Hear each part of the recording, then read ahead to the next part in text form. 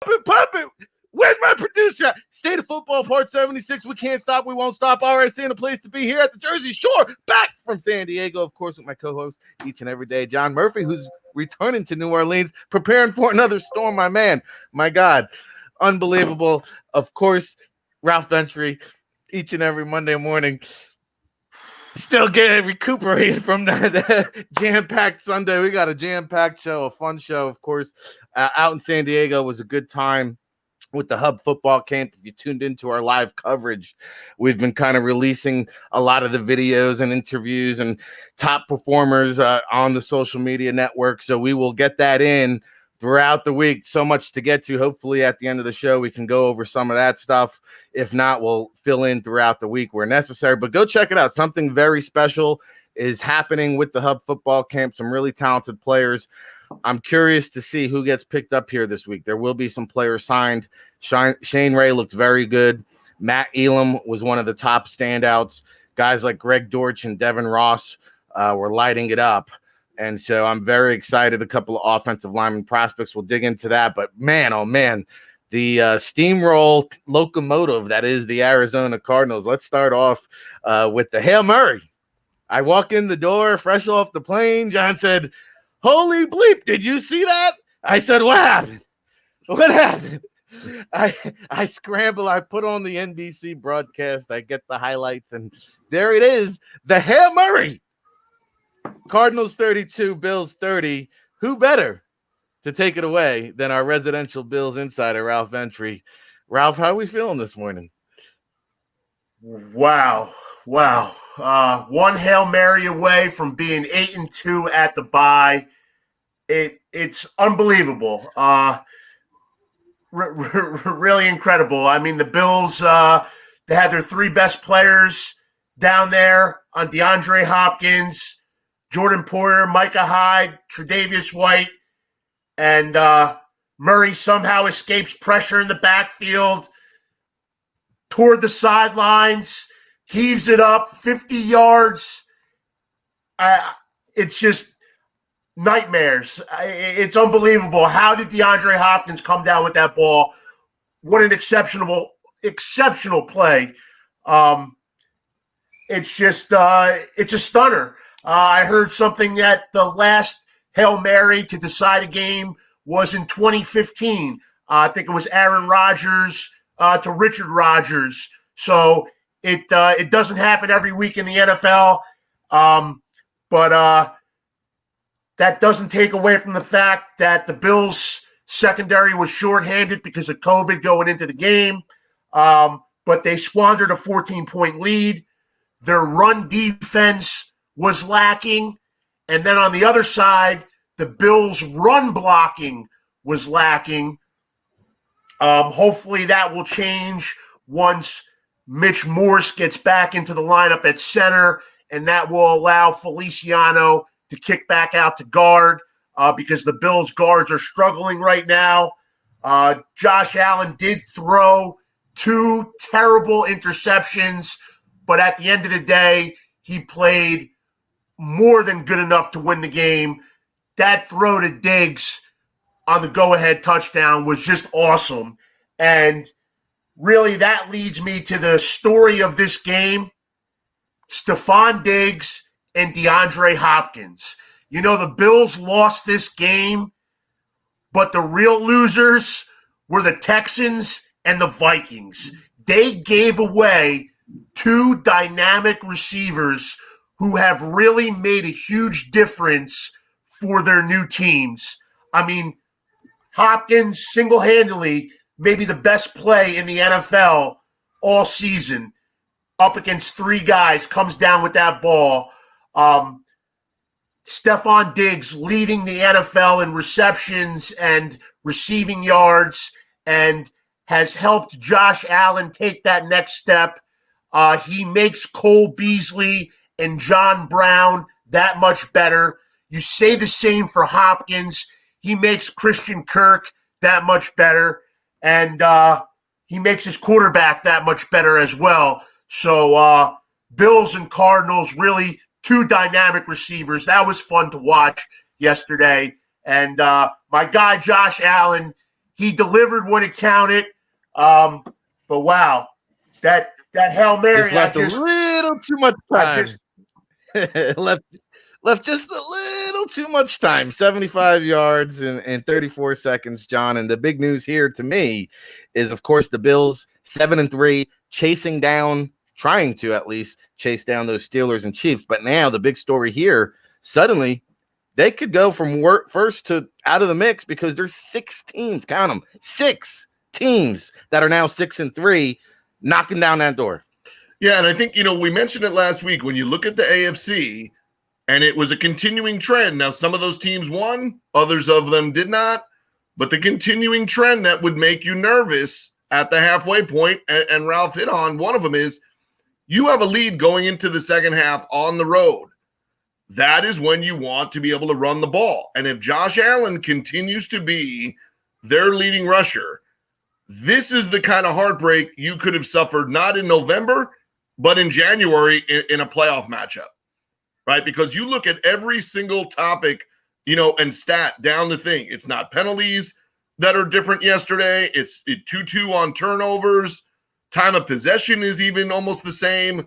Number of plays are almost exactly alike, except for the Bills are throwing 50 times. Like, if you go into that game and you had a prop bet, and I'm giving you a chance to say, who's going to throw more, the Buffalo Bills or Cliff Kingsbury, there's no way that you think that Cliff Kingsbury and the Cardinals are going to run for 200 plus, and the Bills are going to have, 15, 17 carries again, for 75 yards. So, yeah, the offensive line has got some issues, but, I also would say, if you want to look at one area where they've left themselves susceptible, as good as he is when he plays, Morse has concussion history.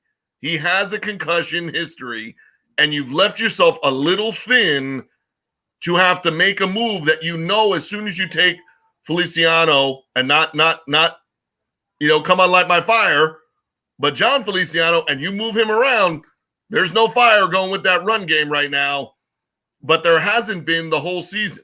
And I think that's an area. And the other one is you're at the midway point, and you're at the midway point to give up 500 plus points. You're at 265 through 9 games. And you're playing in Buffalo, not Arizona, the rest of the way. So defense and running the ball, whoever can do that down the stretch of that group of 5 or 6 teams, and the Bills are now, and they're not there yet, right? I'm not willing to take them from 8-2, with 5 seconds left to, hey, they're in the mix with Cleveland and those teams, to just make a wild card. But you look, Cleveland can run. Pittsburgh at times. Tennessee most of the time. The Colts have had a better run offense most of the season. And amazingly, yesterday, the Dolphins are running with a 4th or 5th string running back and 2, sometimes 3, for rookie or 1st or 2nd year O linemen. So to me, if I'm the Bills, that's my concentration point. Here is there a veteran guy? Now I'll give you a name for the bye week. Pat Elfin got released surprisingly by the Vikings. That is a good young interior player coming off an injury, and it's only a thumb, I think, injury. And they surprisingly decided to go the rest of the way with their young player, Drew Sarnia, and Brett Jones from the CFL, who's been on and off their active roster, and put him on the street. Pat Elfin could be the type of guy that the Bills could get in there and in the coming weeks be able to solidify the interior of their line. Bills are able to run the ball. You would think that third quarter would not have been a 17-7, and it ended at a Hail Mary. But the game changed in the third quarter when the Cardinals were able to go up and down the field, run the ball, and score 17 points. You don't have a team that's going to win a division if pretty much one quarter a game teams are scoring 14 to 17 points on a weekly basis against. That's my real concern when I look at the Bills. But great game, and once again, I know he's at home watching. Bill O'Brien, back to GM school. Yeah.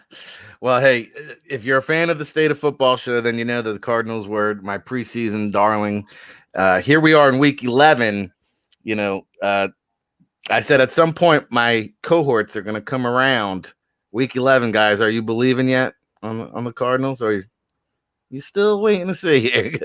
I told you too. I told you they're going to sweep the Seahawks. That's going to get done this Thursday as they go into Seattle. Cardinals 6-3 at Seahawks 6-3. I still see the doubt in Ralph's face. I don't know. I guess we'll have to wait till the playoffs here until we crown them contenders. But let's shift gears a little bit because Tua time. Oh, by the way, Ralph, Finn's moving to 3-0 now since making that switch.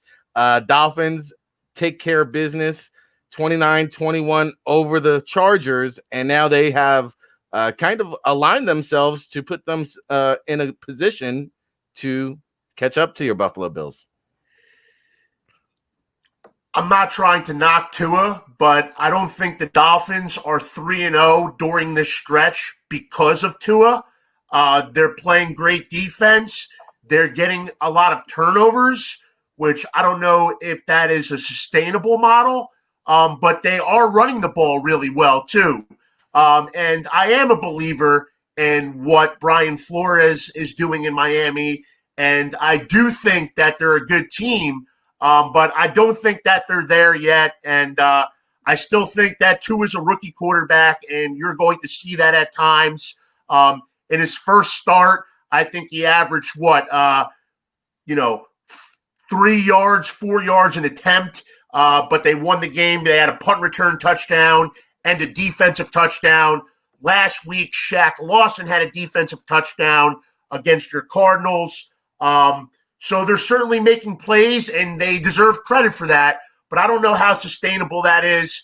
I think the Bills will be just fine. The Bills will play the Chargers coming out of a bye. They still have the Broncos on the schedule. They have the Niners on the schedule, which don't look as intimidating as it did, a couple months ago. So the Dolphins have winnable games. The Bills have winnable games. I think the Bills will prevail in the end.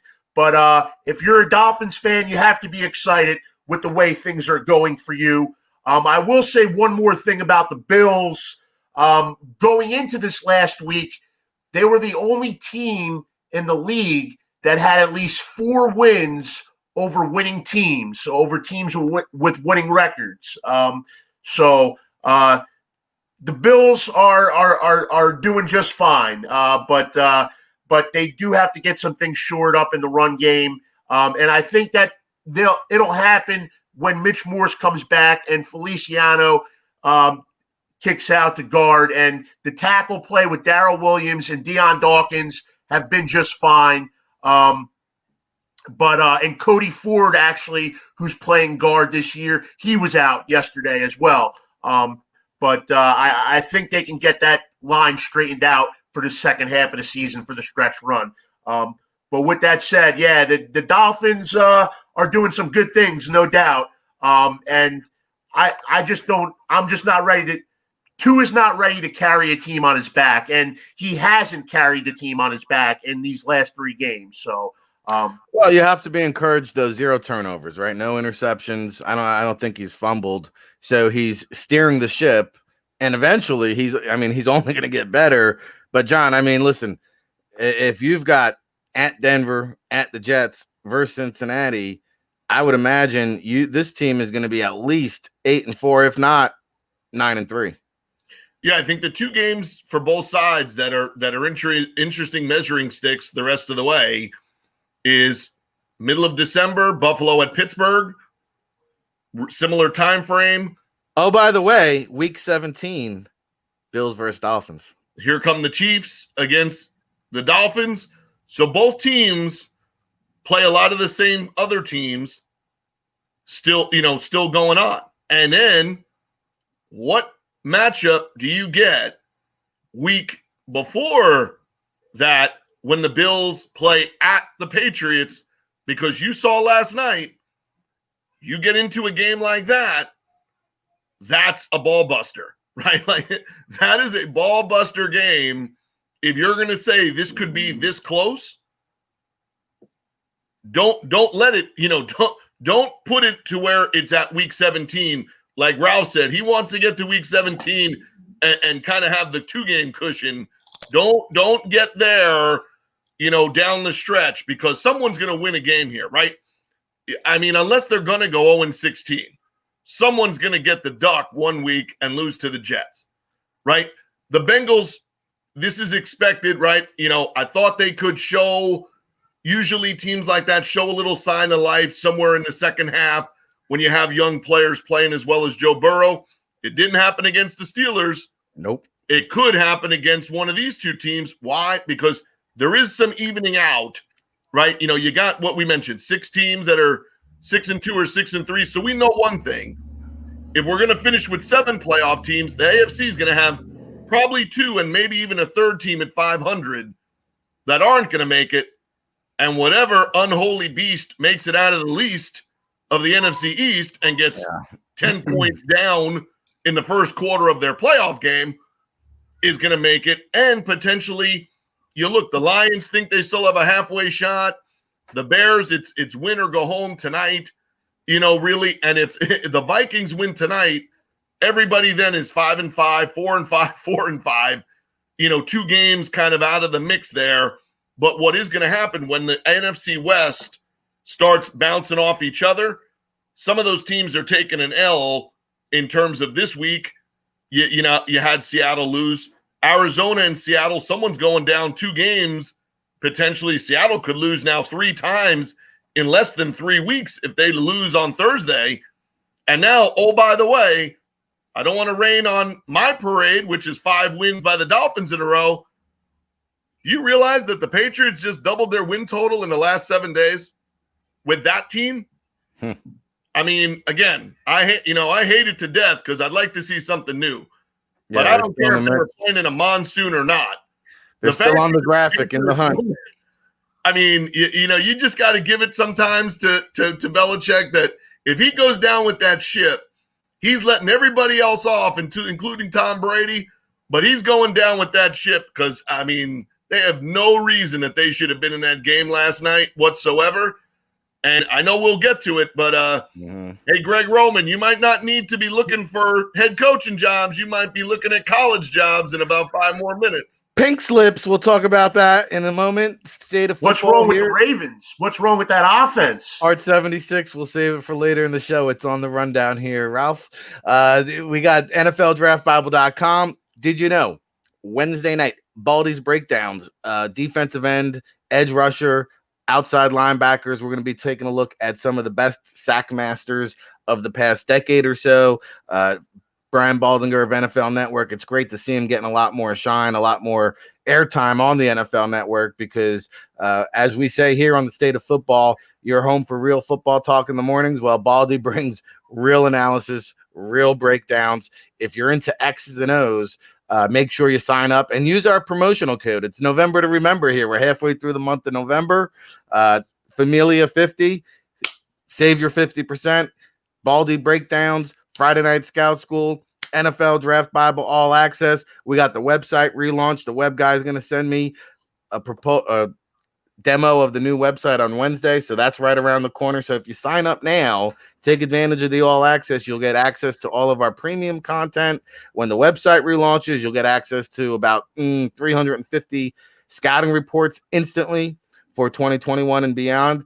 And you know what? It's always good to be out in the field and talking to the NFL teams and hearing, hey, we really value what you guys are doing at the NFL Draft Bible. So, hey, if it's good enough for the NFL, it should be good enough for you. It's NFLDraftBible.com. Since 2002, it's what we do. And hey, check us out. We appreciate the love, support, and disciples of the NFL Draft Bible here on a Monday morning, part 76 edition. Welcome to the Chop Shop. Ralph Ventre, John Murphy, Ric Serritella breaking it down. And you mentioned the NFC West now, a 3-way tie at 6-3. Oh, by the way, John got me with the Cleveland Browns yesterday, one-upped me on the pick'em standings. So John is returned to first place after about a month hiatus. He has now surpassed me with the 1-game lead. And we both had the Rams beating the Seahawks 23-16. And I think the main storyline here, John, is just what Jalen Ramsey did what nobody else has seemed to be able to do, and that is shut down DK Metcalf, who wasn't even targeted, I think, like for the entire first half. He did wind up with 2 catches on the day, but hey, you want the DK eraser? Huh, it is the one Jalen Ramsey. I thought the other thing is the last couple of weeks, and I'm going to go with more that it's Russell Wilson seeing what he's not playing with that has led to some of this. And so I do believe that Seattle can get themselves still into the playoffs.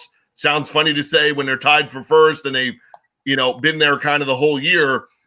There's 1 or 2 plays there, right? There's that long play down the sideline that looks a lot like, Michael Gallup week 1 against the Rams where, man, Jalen Ramsey does get away with with a few things, which, as an all-pro player, you should get away with a couple of things. But there's some balls that are right there that are 50-50 that are not really contested by him.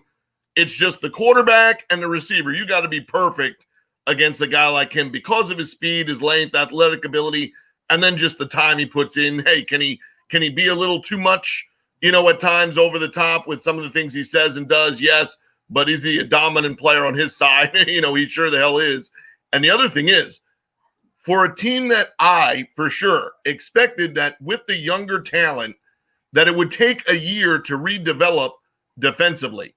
Those guys have come on quickly to reestablish themselves. They made a great free agent pickup because I guarantee you Leonard Floyd was not getting released if he was playing the way that he's played for them.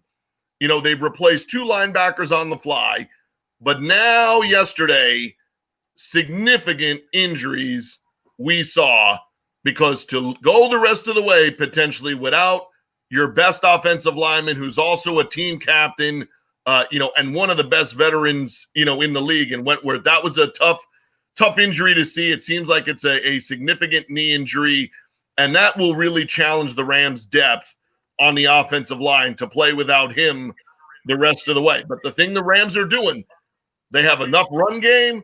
Then they have a week where they get enough out of Goff in the passing game between the receivers and tight end. Then they have another game where it's Aaron Donald, leading the charge for them.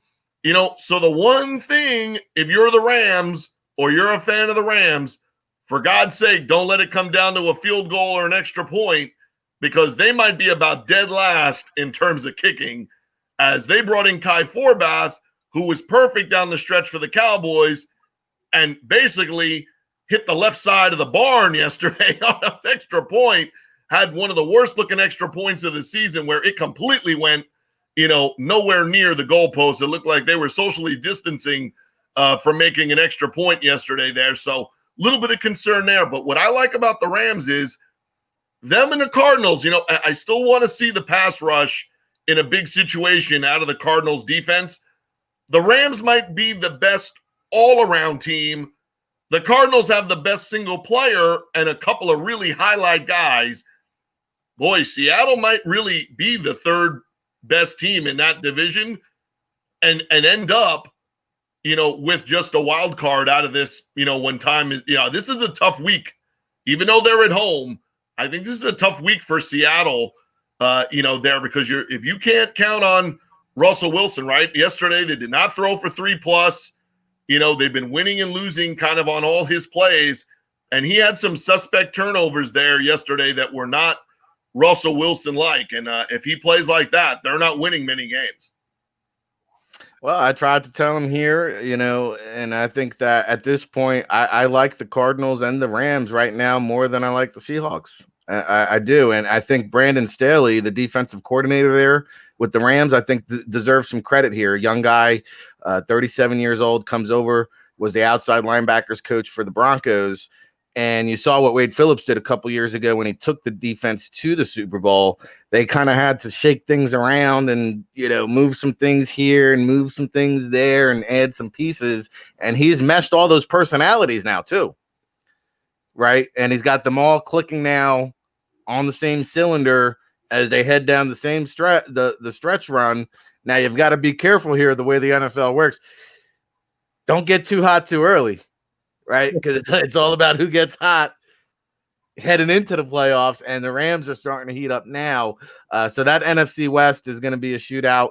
and it's in a way a 500 team or a 9-win team in the NFC West could be left out on the outside looking in because the NFC least, which we're going to preview next. And I'll tell you this, I think there could be a 10-win team or two from the AFC on the outside looking in that are home watching and not in the playoffs. But that NFC least, as we shift gears now, Ralph, this is the one game I did get to see. Lucky me, on my flight with DirecTV. I can't escape it. I gotta be tortured and watch them when I'm at home. I gotta be tortured and watch them when I'm up in the sky. Out of all the games to give me, United Airlines, you gotta stick me with the Giants again, please, really? But what I found was so funny is, GM David Gettleman obviously, goes into the bunker when it's time to meet with the local media. He won't do it. Apparently, I guess he speaks to the national media because the broadcast was just gushing about David Gettleman telling anyone and everyone who would listen that, folks are telling him, hey, this is the best 2-7 team of all time. And now here we are where, the Giants are suddenly, in many people's eyes, the favorites to take home the NFC least. Well, I think that speaks to how far the Eagles have fallen. Other than that maybe 9-game stretch before he went down with the injury, where he was in the MVP conversation, Carson Wentz hasn't really done much as a pro. Don't know what's going on with the Eagles, but it's not good. The Giants, on the other hand, you want to tease yourself into believing that they're a legit contender? I mean, knock yourself out. It's pretty wild that they're 3-7 and they have a chance to win a division title. It's also pretty crazy that if they were to win a division title at, say, 6-10, they would be the number 4 seed. That's crazy too. With that said, the Giants have been taking care of business. I mean, they beat the football team twice. They beat the Eagles. I guess that's 3 wins you can really be proud of. And I mean, I must say that Joe Judge seems to be having some kind of success in implementing a culture. Daniel Jones, big touchdown run yesterday, but I don't know. It's flabbergasting that they're 3-7 and you're talking division title. But then again, just put it into perspective. I mean, they beat Washington twice, and then they beat a pretty bad Eagles team yesterday. Well, it was the first win for Daniel Jones over a team not named the Washington football team. And hey, I'll tell you this, it was by far the best game that he's ever played in his career. For the first time in 22 starts, he does not commit a turnover. But, I mean, are you really doing yourself a favor here by winning these games? I don't know. The Giants have so many holes, so many things to build. The Eagles, I'll tell you, Carson Wentz mechanics all over the place. Disgusting, nasty. I mean, you've got no pass rush around you on a 3-step drop back screen pass. Why are you throwing off of the back foot? Like, why are you all off balance throwing off of your back foot on a screen pass? And he's doing it all game long. And Dan Cassidy in the chat room, hey, somebody has to win it. He's one of those believers. Hey, you want to think Joe Judge is going to, giddy up and march the troops into the playoffs and do something? Hey, go ahead. But to your point, Ralph, I know they've talked about the they're already going to do the expanded format to 7. If they do indeed have to expand to 8, I would hope they abandon the division winners and just rank it by record. That would be the right thing to do. And you're hearing now the Washington Post, I believe it was, reporting that the NFL is indeed going to more than likely move inside a bubble for the playoffs. So that'll be interesting to see too, because there might not even be home field advantage. Yeah, I don't know if they'll go into a bubble, and they're only going to do that 8 teams in the playoffs. That's only if they don't play all 256 games. And then they also have that week 18 option to try to get in all 256. So they're plugging along. And as you saw with the Bills, with Josh Norman coming up positive on Saturday, and then the 3 close contacts staying home, not even making the flight to Arizona, I think that's going to be the method of operation in the NFL moving forward, where they get a positive test, they're just going to isolate that person in the close contacts, and who's ever available to play the game will play the game. So the Bills were without Levi Wallace and Josh Norman, their number 2 and number 3 cornerbacks, Dean Marlowe, their backup safety, and Tyler Croft, their number 2 tight end. And they stayed home. They didn't make the trip, but all tests were clear again. On Sunday morning, we played the game. So I think you're just going to see the NFL manage that moving forward, and they've shown they can do it for a number of weeks. And they're going to get in these 256, all 256, because of the TV money. Let's be real. And the only reason why they would add 2 extra playoff teams if they don't get into 256 is to have more TV opportunities to compensate for what they lost out of the regular season. So 26 of the top 30 TV shows this year, that includes the presidential debates, the movie award shows, 26 of the top 30 shows have been NFL games, regular season NFL games. So they're not giving up these TV opportunities. No way. They will find a way to play. Well, they're not giving up, but they're also not bulletproof. We've seen what COVID has done to college. They're being smart. Yeah. They're having that if-then scenario. You know, they have the options on the table, but I still think they plow through and keep going as they have for 10 weeks now. 10 for 10. No, I hope you're right. But, you see what it's doing at the college level. As John mentioned in the chat, half a dozen Bengals coaches were out this weekend. So any thoughts on the COVID bubble, John? Yeah, I think, when you look at it, when you're talking about the Giants, here's why, if you're a Giants fan, you might want to stop your draft prep and start your playoff prep. At Browns, Seahawks, at Packers, Saints, at Cardinals, at Cowboys, Washington. How many wins are you getting the Eagles to? I mean, so if you can get to 6, 6 and 10 wins. 6 and 10 division wins. If the Giants get to 6, the Eagles are not getting past that schedule with 5 playoff teams on it potentially. Yeah. What have you seen out of them? And it's no matter what happens the rest of this season, you're going to have a huge dialogue in Philadelphia about it's Peterson, it's the quarterback coach, the OC, and now you have Wentz with that contract and Jalen Hurts sitting there, and either he needs to go back to mechanic school or somebody's going to get moved around or fired, because it's like we need something else to kind of revitalize Carson Wentz here, right? I mean, any other place, if this was another sport, this is a guy with flawed mechanics. They're firing a pitching coach, or they're moving him, and trying to get him somewhere else. If this is a goalie, just all of a sudden can't stop a shot, you're changing something up with him, because, I mean, this is literally the Cowboys didn't play. So the Eagles had the worst quarterback play in their division yesterday. And you cannot say those two things on any week, including when the Cowboys are on a bye. You had worse quarterback play than the Cowboys, who are on a bye week. I mean, Daniel Jones is at 91+ quarterback rating.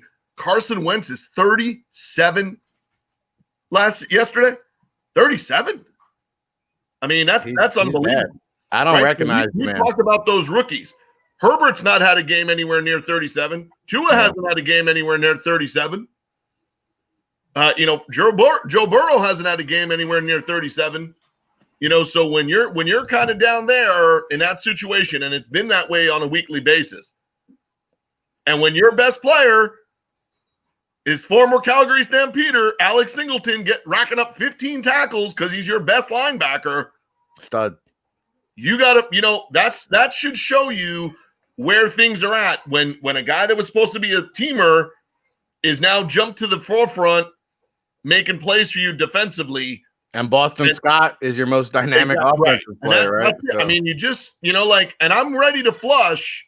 If I'm the Eagles, I might be able to flush this season and just say it's 2020 and it got the best of us. But I would leave the excuses at home if I'm the Eagles, because again, you can't have a franchise $100+ million quarterback and literally say, I almost would have rather had anyone else play yesterday other than Carson Wentz. That's just, you're not winning enough games. So to me, the Giants have lost. 5 out of those 6 losses are by less than 10 points. The 6th one is by 10 points against the Steelers. And here's the amazing thing. The Giants have scored 9, 9, and 13 in 3 of their games, and they are 6 points from leading the division in total points scored in the East. That's how bad the NFC East is. Right? It's bad. So it's all right for the Giants to make it, but this would be the equivalent of putting the Mets in the playoffs. Yeah, right. Well, I'll say this. The Eagles could go from being in the playoffs or having a top 10 or even a top 5 pick. And, now you're stuck with this contract, right? You awarded Wentz this money prematurely. You've got to wonder, small country boy, big money, big city, has the lifestyle caught up to Carson Wentz. Just throwing it out there. I mean, hey, it might be a conspiracy. Yeah, no, you know what? I think I wish I would say that, but knowing him, it's nothing to do with that. It's just bad football. Well, right. I wish I could say that it was something that is flawed or correctable as pulling him in 2 hours earlier or telling him to go home. It ain't that. No, knowing Carson Wentz's background. Yeah. So to me, that paves an even worse road for you. I don't know. Philadelphia could turn you around real quick and bring out the party in you. But I hear you. But this NFC East is so bad. We've spent more than enough time on it. Speaking of bad, Ralph, you mentioned it. Greg Roman, he is clearly on the hot seat. He went from a head coaching contender to checking his see if his key card still works here in the morning when he checks into the building today. But Patriots taking out the Ravens last night and remaining in the hunt at 4-5. They're still a dark horse, but when it's Bill Belichick, you can't count them out. Patriots and Ravens. Well, I think there's something to this with Greg Roman here. I think you've seen it in the previous stops. In San Francisco, he was able to take the league by storm with Colin Kaepernick for a year in that style of play. Then you saw it with Buffalo for a year. They had the top run game with Tyrod Taylor as the quarterback. I think they were number 1 in rushing in the league that year. And then, sure enough, the next season, it quickly wears off. He gets fired 2 games into the year. Anthony Lynn gets promoted as the Bills' OC. Is the same thing happening in Baltimore? Is Roman not able to adapt once they figure out his scheme? I don't know, but obviously Lamar Jackson's flaws are on display. That Ravens offense was dominant running the football last year in multiple capacities. It wasn't just Jackson. It was Ingram. It was Edwards, so on and so forth. And now they can't seem to move the football. On the And other then side, why is Gus Edwards, who I love the Gus bus, don't get me wrong, via Rutgers, but why is he getting the workload? Right? Like you invested a second round pick in J.K. J.K. Dobbins. Dobbins. Mark Ingram's back. And it's like, you keep feeding the Gus bus. But I'll tell you what, the other thing too here, and John and I were talking about this off the air, like you wonder why Lamar Jackson can't win the big game. You wonder about his maturity because yes, is Greg Roman at fault here? Yes, but is it more than one person at fault? Yes. And did Greg Roman win you the MVP award? Yeah, he had a big part of that. So for him to sit back there and completely throw him under the bus leading up to this game and saying, hey, it seems like the defense knows our plays before the snap. Well, how about we keep that in-house? How about we take that to the coach's office instead of taking that to the press conference podium or the Zoom room chat and show a little bit of maturity and Lamar Jackson, hey, I'm running out of big boy pants in my closet because I'm handing so many out, but I still got a pair left for you. And I think the other thing you got to look at last night, first off, Jacoby Myers had the best quarterback percentage of anybody. I know it was on one pass on a gadget play, but I mean, the Patriots didn't exactly go out there and just dominate you, right? There are weather conditions for sure at the end of, in the third and fourth quarter and the end of that game, but you saw why the Patriots drafted and stuck with, their board and like Damian Harris, right? I mean, if he can stay healthy, he can give them that, in between the tackled runner that the style that they like, and then have, the shiftier backs, catch the ball out of the backfield and give them some outside plays. But I mean, again, they're beating you with Jacoby Myers, right? They're beating you with, Damian Harris, who is third on the depth chart to begin the season. Cam's throwing for 150 at best. And they're three of their best players defensively last night. J.C. Jackson, 5 games in a row with an interception, undrafted free agent. Terez Hall off the practice squad, 10 tackles, and he'll go back to the practice squad today. And 2 of their D linemen are, Byron Cowart, who's another undrafted free agent, and Carl Davis, who's a 3rd or 4th round pick. So this is, again, it's not a who's who of what you're doing, but what you gotta, like I said, I mean, sometimes you just have to admit, that it is as good as what he says, what he doesn't say in his press conferences. They moved Kyle Duggar around last night. They have him in perfect position to slow down some of those runs and fill the alley lane, when Lamar Jackson takes off. Then they have him kind of playing a hybrid linebacker safety. He leads the team in tackles. They get enough pressures. If I had told you that mishmash lineup that the Patriots are dressing are going to outgain and outrush the Ravens on one side of the ball and create as many pressures and turnovers as the Ravens defense, it is Lamar Jackson. It is the factor. They may be 1 or 2 now in rushing offense in the league, but they're 28 to 30 range in pass offense, and they don't always show up. Like, that's an unfortunate thing, is that the club you think you have doesn't always play up to that measure. And this was a game that you're now 3 games back, and you lost that first game to the Steelers. There's the team there, right? Like, somebody between the Ravens, we mentioned the Seattle Seahawks as the team. Be on alert if you lose this week to Arizona, where your playoff life is, when you've been, such a good team the beginning of the year.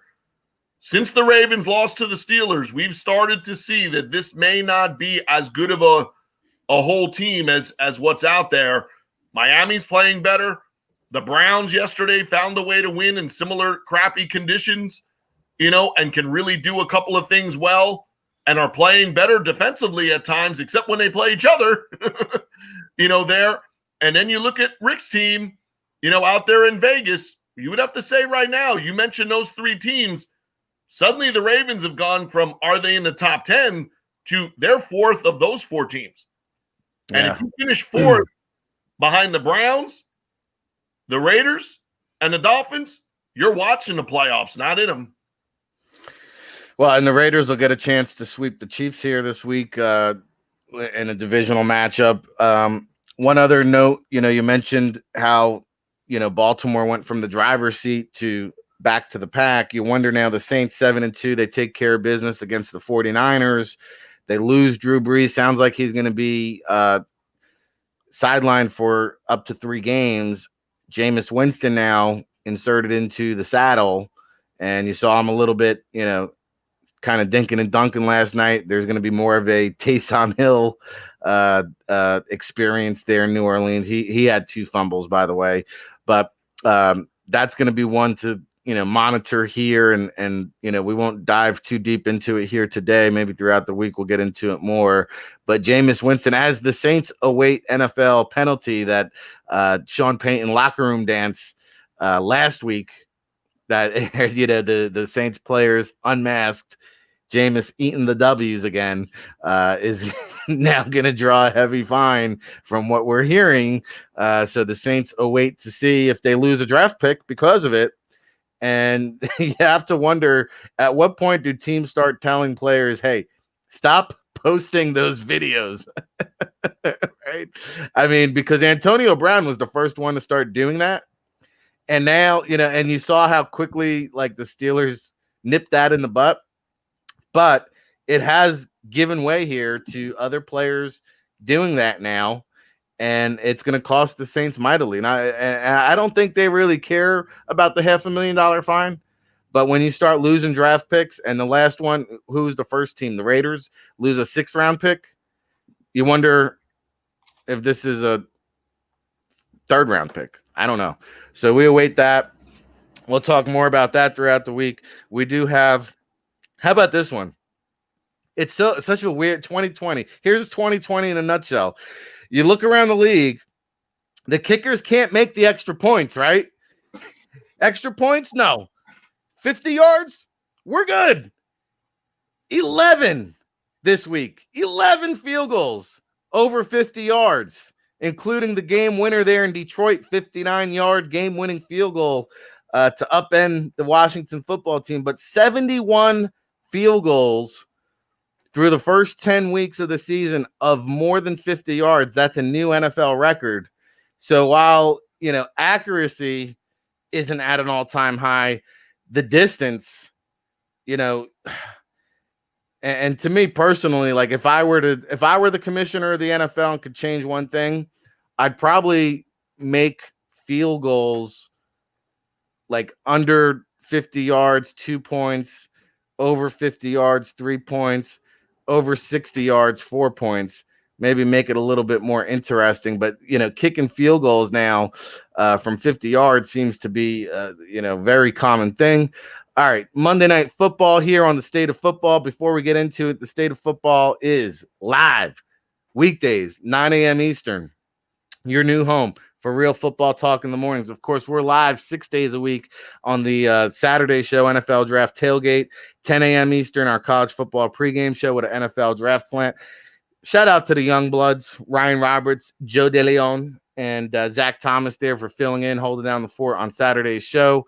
Terrific job out of those guys. We'll be back this Saturday, the usual suspects to break all that down. Of course, if you're into the NFL draft, we've got our Scouting the Nation article that will be published later today, every Monday. Today might be a little bit later than usual with the travel back from San Diego. We're still getting caught up here and breaking down all the weekend action, but we've got some great names for you to know there. Of course, Familia 50. Familia 50 is the 50% promo discount code. You've got 2 weeks left to take advantage of that, but do it today. Don't forget about it, because if you don't do it today, you might not remember. Of course, it's in November to remember here at the NFLDraftBible.com. Baldy's breakdowns on Wednesday. Really excited about that and what he's got queued up on the edge rusher tip. And then, of course, Friday Night Scout School each and every Friday with Ryan Roberts and David Turner. Okay. Monday Night Football. It is going to be the Vikings 3-5 at the Chicago Bears 5-4. You alluded to it earlier, John. It's all in on Chicago for this one here. This is a must win for Big Nick and the Bears. Yeah, you know what the thing, if you're looking for an opportunity the Vikings present it for you. You know, they have the worst of the injuries. They're down Sarnia, so they're up, playing a different, offensive lineman. They're down Irv Smith, so you got one of your better blockers, and a weapon that you're missing. You're still down Dantzler and a defense that's given up a lot of big plays, a lot of yards, and a lot of points. Here's an opportunity. You have Allen Robinson. You have Darnell Mooney, Tulane's finest, out there making plays as a rookie. Hey, in case the coaching staff wasn't alerted, the first time the Bears picked this year, which was in round 2, they took a tight end from Notre Dame. He's on the roster. You can throw it to him. It's okay. He's cleared. He's on the roster every week. And you don't throw him the ball. He's your second-round pick. You might want to try to get him in the action there.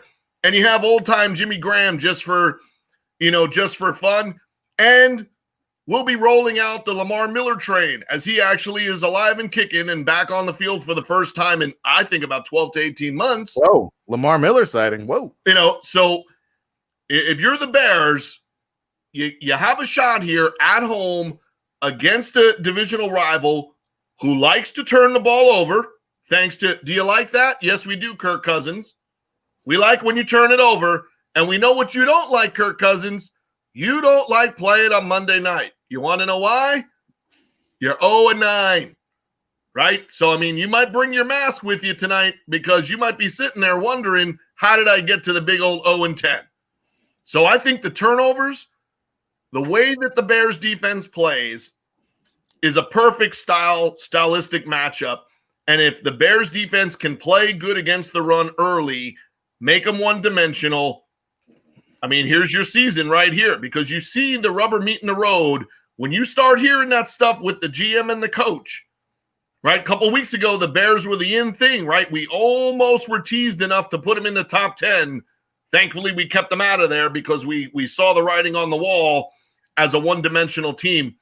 Yeah. But now they're going with the OC, who's not really the OC, right? The head coach, who's only a head coach because he's an offensive guru, is not even making the play calls this week. So Matt Nagy is sitting over there in the corner next to Adam Gase trying to figure out how come they're not calling the plays anymore. That's a telltale sign that this better work, or both of those two guys might be looking at each other at the unemployment line at the end of the way. So, I think this is a big game, not only to keep yourself in the playoffs, but to keep yourself on this same track of defense with a veteran quarterback, manage the game, don't turn it over, and that's how we win. You lose to the Vikings here, and you're not a playoff caliber team now at that point, there could be lots of changes in the Windy City, come the end of the season. So I got the Bears winning this because Kirk Cousins, you ain't the guy, okay? Unless you're playing the Jets, you ain't the guy. So I'm going Bears, and at the end of the game, you like that? I do. Well, here's what I do know. Matt Nagy, the head coach, did not fire Matt Nagy, the offensive coordinator. So you wonder how much, that comes from upstairs. And then you wonder how much of that trickles down into the locker room and onto the field.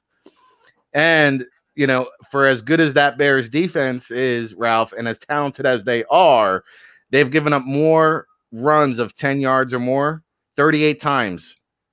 38 runs of 10 yards or more. And oh, by the way, they face arguably the best running back in the league in Dalvin Cook. Yeah, Dalvin Cook has been a beast, making his fantasy owners happy the last few weeks, that's for sure. So I guess that will be one interesting matchup to look at tonight. But I have to be honest with you. I know that this is an old school NFC Norris division matchup, but I have little to no interest in this one. It really doesn't move the needle for me. I do think the Bears will win, and I will go with John Murphy factor right there, or the Kirk Cousins factor, 0-9 on Monday Night Football. I really do appreciate Kirk Cousins' willingness to speak his mind on COVID, but I can't appreciate his play as a quarterback. Just hasn't been very effective. It's probably one of the better things that have happened to the Jets in recent years, the fact that they didn't sign him in free agency. Yeah, can't really get excited about the Vikings right now. I'm not crazy about this Monday night matchup. I may just turn on Game Pass and watch a game from yesterday. We watched the Bills. Yeah, I'm not going to rewatch that one right now. Too soon. It's too soon to reopen that room. There's a couple of old Super Bowls you could watch. Yeah. Take me back to the 90s, baby. Well, the 90s were a good time. I must say, though, the 90s were a great time. I'd take the 90s over 2020 any day. That's for sure. Please. But take me back, baby. Give me the shiny suits, man. But unfortunately, on Monday Night Football, there's just not much. You're not going to hear Al Michaels and Frank Gifford and Dan Dierdorf. You're going to hear Steve Levy, whatever, man. Monday Night Football is just kind of whatever nowadays. It's a shame because it has such a great tradition. And you think Howard Cosell, and you think, I think it's 50 years of Monday Night Football. Was it that last year or is it this year? But yeah, this matchup isn't doing it for me. Let's move on to Thursday night for that Arizona-Seattle game. That's something I can get behind. We finally get a good trifecta here. Thursday night football. Then you've got Sunday night football next week this week is going to be Chiefs at Raiders. And even the Monday night football game, Rams at Bucks, is going to be a good one. So at least our primetime matchups are good. I'll tell you what, this game, I know everybody's going to pick the Bears. They've won 4 in a row over the Vikings. Kirk Cousins 0-9 on Monday night football. The Vikings are a pretty terrible team. But the way 2020 is going here, I'm very tempted now to take the Dalvin Cook shot. I think Adam Thielen could be good for a score. I was very undecided coming into this segment on which way I would go. Because John has taken the Bears, I'm going to try to chip away and get my one game lead back here. I'm going to and I hate to roll the dice with the Kirk Cousins, right? But it seems like every time I pick the Bears, they lose. Every time I go against the Bears, they win. So I'm sure Nick Foles will make me pay for this one.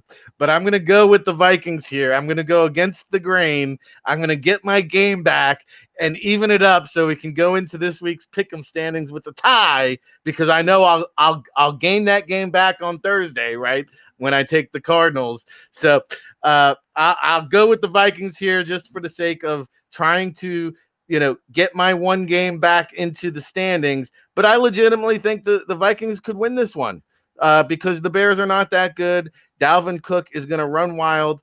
Adam Thielen is going to score at least one touchdown. You might even get a Kyle Rudolph sighting. Okay, so there you go. I'm going with the Vikings. The only sighting you're going to get of Kyle Rudolph is running off the field or on the field after halftime.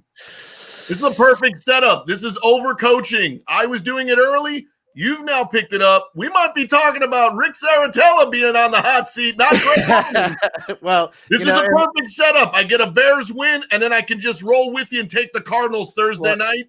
And then you're down 2. And it starts creeping in. The down will start creeping in. You might have to take the Jets before this is over.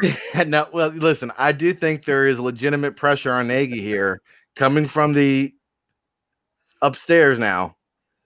So that could create some nervousness within the organization. Let's go, Vikings! The state of football here. Weekdays, 9 a.m. Eastern. Of course, we'll be back to talk about it tomorrow with our good friend Russell Landy, who always breaks down the NCAA action, the weekend that was, the weekend ahead, NFL draft, risers, sliders, and surprises. Of course, all the latest news on the NFL draft buzz. The Senior Bowl invites are getting shoved out the door, so we'll try to squeeze some of that stuff in. Again, we were out at the hub. We've got our hour of power in the books here, but quickly, John, what a great experience. What a wonderful opportunity. Street free agents getting a chance to work out in front of NFL scouts. This has become a very difficult thing to do here in 2020 during the COVID. And shout out to Don Yee and Tom and Jamie and all the guys at the hub that put this together, because this truly was a first-class experience. I've been to dozens, if not hundreds of these things. It's the best one I ever attended, hands down. And I think that, what you heard is after the workout, the buzz got out and the teams were calling like, hey, when is the next one? I'll be there. Yeah, I think the thing that I liked, watching the progress, of it is, 4 NFL scouts a month ago, 10 NFL scouts, this time, the way they're setting it up where you're not trying to reinvent the wheel, right? You're doing the interview, you're giving the teams exactly the kind of questions and the kind of information that they would ask, of these guys. So if it's a new guy that they haven't heard of before, or it's a player they've seen before, they're getting a chance to hear that guy, in an interview style like they would do over the phone, or in this COVID time in a Zoom situation. Having, again, a full coaching staff that has 90 to 100 years, of playing and coaching in the NFL. I think that's, again, giving the players and giving the NFL exactly what they need in this time frame, that the type of guys you're working with, so you can watch the film. Then you can jump on the phone, because any one of these NFL teams would know any of these guys that were coaching positionally, there. And then just the way they're doing it, right? You have Don Yee. You have the business guy, Jamie, behind the scenes, and he's an NFL Network, guy. You got Tom Goodines, who's been a GM in the Arena League and run operations for the Arena League. So, again, you have each kind of professional level, of it, taken care of. And then the factor that they're bringing out, people to talk to the kids about financial advising. They're bringing out, you have the trainers there, to interact, with the guys. You got a guy like Nick Novak there, working with the kickers and punters, and the position versatility, right? We saw, guys, working at fullback and linebacker. We saw guys doing, tight end and D-line, so giving an opportunity to say like, hey, here's a strategy that's different than what others are doing, but really fits into the confines of what we are dealing with right now with the COVID. And more importantly, as all of us hope, as we get into the end of this year, into the new year, and into the spring of next year, there's a lot of opportunities to continue to see something like this grow out of the bubble that it's in, no pun intended, into being something that if you could then do it on a 2 or 3 day process, if you could then take the college kids and do something similar to replace the missing events that we might be missing. What's going to happen with the pro days January through April, of this year? And is there something that they can do when you're using guys like this, when you have those availability, to put those guys on location with 100+ years of NFL experience? And the biggest thing that, like I said, that you saw was the guys interacting with each other, the factors of allowing some of those veterans to speak their mind and to share their experiences, from the past, both good and bad. And I think you liked a lot of that. If you're a coach or a scout or anything, one of the major reasons you're in this is to see guys blossom and be successful. And I think a lot of those guys and their agents would be very proud of how their player represented themselves both on the field in their workout, but also off the field when they were talking to the younger guys, when they were interacting with them. And then it was, great, like I said, to just see how it's grown, from, kind of version 1, to version 2, and anxious to see, what can we get done in the next 4 to 6 weeks in order to help this group of free agents? Because there was at least between 197 to 230, guys that registered who had been NCAA, played in the XFL, AAF, or NFL camp, or were a little more veteran status, like some of the names that you mentioned. I mean, that's a lot of kids, and you not narrowed it down to 60, but that leaves, kind of 2/3 to 3/4 of another list of guys that you could have had, another day of a full workout and had almost another 60, that would have been equally as impressive. So to me, there's really good upside here and a ton of value for what you're investing in yourself.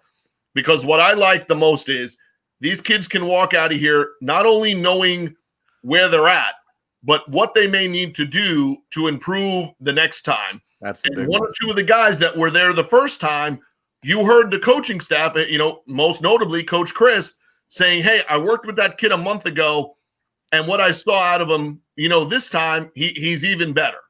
Mm-hmm. And I think for a free agent, especially the younger ones, some of the time, all they have is people in their ear telling them how good they are.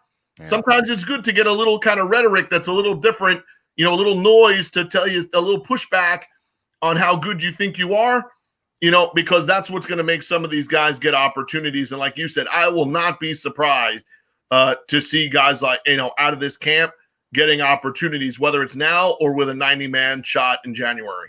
Yeah, I'm excited to see what happens. And the coaching aspect of it is exactly right, because you're getting the feedback now, whether it's, Tim McTire working with Damon Hayes in the secondary. You saw Daniel Cassidy's comment. He had an offensive lineman, Travis Vornkal, who was working with Eugene Young. What a great coach he is. Coach Jeep Christ and Ty Detmer working with the quarterbacks, and Kelly Bryant and, the wide receivers there, Greg Dortch and Devin Ross, and Dwayne Board, another great coach, 2-time Super Bowl winner, just really educating the players, teaching them techniques. So it's not just really a showcase camp. You're actually getting the hands-on coaching and improving your skills as well, and knowing like, well, hey, maybe this is the reason why you're unsigned. Why don't you go back home, work on this, and continue to enhance your game. So we'll talk more about this throughout the week. We'll have some reports up on the NFLDraftBible.com, and then we'll continue to post videos and stuff. I have so much content right here in this phone that I'll continue to kind of put out there. But check us out on Twitter at NFL Draft Bible. On Facebook, John conducted a slew of interviews that are now available up there for you to digest and consume. All right, parting shots, fellas. We are now going to enter week 11 of the NFL season. The college football playoffs are heating up. We are entering the final month of 6 weeks of 2020. Hopefully 2021 treats us better. It couldn't be worse than 2020, I hope. Fingers crossed here, but let's go over to Ralph Ventre, the assistant commissioner of the Northeast Conference, who joins us here each and every Monday in the NFL Chop Shop. Ralph, always a pleasure. Always a pleasure to be here. And I know it's not a time for a long discussion, but I wanted to go back and end on the kicking point that you brought up earlier. And basically, if your range doesn't start at 55 yards now, you're not going to get an NFL job. It's amazing on how high the conversion rate has gone for these longer kicks, and how they're a part of a game plan now, essentially. I wanted to shout out, you mentioned Matt Prater with the game-winning 59-yarder. I wanted to shout out Jason Myers. I believe he hit a 61-yarder for the Seahawks yesterday. Of course, Jason Myers, an FCS guy at a Marist College. Then you had the Bills draft pick, Tyler Bass, hitting from 52, 54, and then 58 yards. It's really incredible. And I don't think it's something that you necessarily want to put a lid on. But if you wanted to make it more difficult to make these kicks, I don't think the answer is a gimmick point system, an XFL-style point system like you were proposing. I think there's two reasons why the kicking percentage conversion rate has gone up. One, I believe, is with the footballs. If they were to just use a normal rugged football, I don't think you would see the rate, but they have special kicking balls just that are put into play just for these field goal attempts. And the other thing is it's the specialization of kicking, and the refinement of the kicking game and the importance placed on the kicking game in development, I should say. There are a lot more opportunities now. There are a lot of kicking camps nowadays. I remember speaking with Jeff Fiegels, a 22-year vet in the NFL, a punter, and Fiegels coming out of Arizona, that's where he grew up. He mentioned that he had to go all the way to St. Louis to go to a kicking camp, and there was like one opportunity in the whole country. It was this big camp in St. Louis, and that was his lone opportunity where he caught the eye of the Miami Hurricanes. Nowadays, it seems like there's a kicking camp in every county in America. So there's just more kids growing up kickers, I guess you could say, and more opportunities for evaluation. But also, I do think that the balls play into it as well. Sure. But with that said, yeah, it's wild. 55-yarder. The coach doesn't even blink now. He sends out the kicking team. Yeah. Well, and I think people have figured out it's not a bad way to make a living either, right? So, good take there. And if you don't like the point system, well, then hey, we'll just move it in like arena style field goal post. Let's just squeeze it in, man. Let's do something here because it's been too much of a gimme, I think. Especially when you leave, 12 seconds on the clock. And you touch it back, and so all you have to do now is basically just throw a 30-yard pass, and you're in field goal range. I mean, it gets to be a little silly sometimes. Just my take, but definitely some great perspective there. Kickers and punters are people too. Maybe tomorrow we'll try to talk about long snappers. John, parting shot for the people. Obviously a long weekend, and now the start of a new week. And boy, oh boy, I'm pumped up about it. Yeah, and we mentioned all the things that you saw on the field and even off the field that those guys out there did really well. Here's one other thing that is clearly, as we wake up every day, unfortunately, we're hearing more and more of once again because it's 2020. But here's something that those guys gave to us the other day that I'm wondering in the coming weeks and months if it does not become part of the new norm. Was this right here, Ricky? The safety touch, a mask for your mask. And if I should go a little R-rated, it's almost like a condom for your mask. It keeps protecting everything. So this is supposedly, it's 100% made out of copper, gives you 100% protection. So, hey, Ralph, if you touch your face or you touch your mask, you ever catch yourself doing that during the day like Rick and I were? All weekend, you're going to pull your mask up and down, you're moving it around. This over top of your mask, they're using it now in California in the medical field. We got to meet the guys. We'll have them on this week to discuss it. This would allow you to have a NEC meeting with the guys all in a room together and nobody having to wonder, is somebody spreading it to me? So now their deal is the mask you wear is for me to protect you, not myself.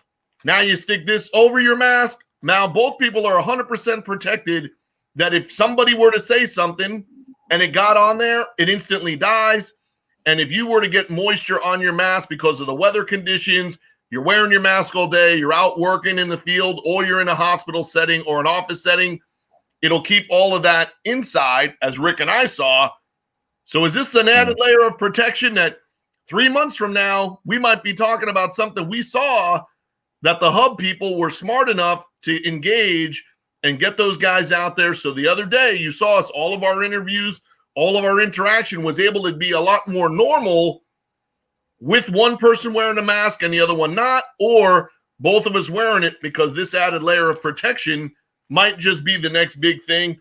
And I'll tell you what, best thing I saw all weekend, and we don't ever really want to talk about guys in a losing effort because that's not our style. 38 out of 55 for 390 yards. Are you kidding me, Alex Smith? I mean, that's unbelievable. And I tell you what, I'm not, Justin Van Fulpen would hate me to be rooting at the end of the game for the Lions to shockingly pull a loss out of the bag. But you could not have seen and imagine a better picture of driving back from down 14 to when they set up and kicked that field goal to tie it at 27, boy, would you not have liked to had a mic or be inside the head of Alex Smith when they tie that game up at 27 at the end of the game? If he doesn't play another game or they don't win another game with him in the lineup, boy, like I said, he may not deserve to get comeback player of the year, but he should get an award for being a BMF, and you all know what that is because that's unbelievable that he dropped back 55 times in a game in his first start after everything he's gone through. I mean, that's kudos to that guy to be able to come back and perform like that in an NFL game. I don't care who you're playing against. I don't care what the score of the game is. The fact that Alex Smith dropped back 55 times yesterday and led the league in passing yards for the weekend, that's, to me, an incredible accomplishment and something any of us that are watching that know what he went through, and to be able to come back on the field and do that, yeah, I give you hats off, to Alex Smith for that performance. And if the Washington football team wins that game, that's our lead story of today, really. I mean, so, yeah, kudos to Alex Smith. Kudos to the all-star panel here on Monday. Ralph Ventre, John Murphy, Ric Serritella. We'll be back at it again tomorrow, 9 a.m. Eastern with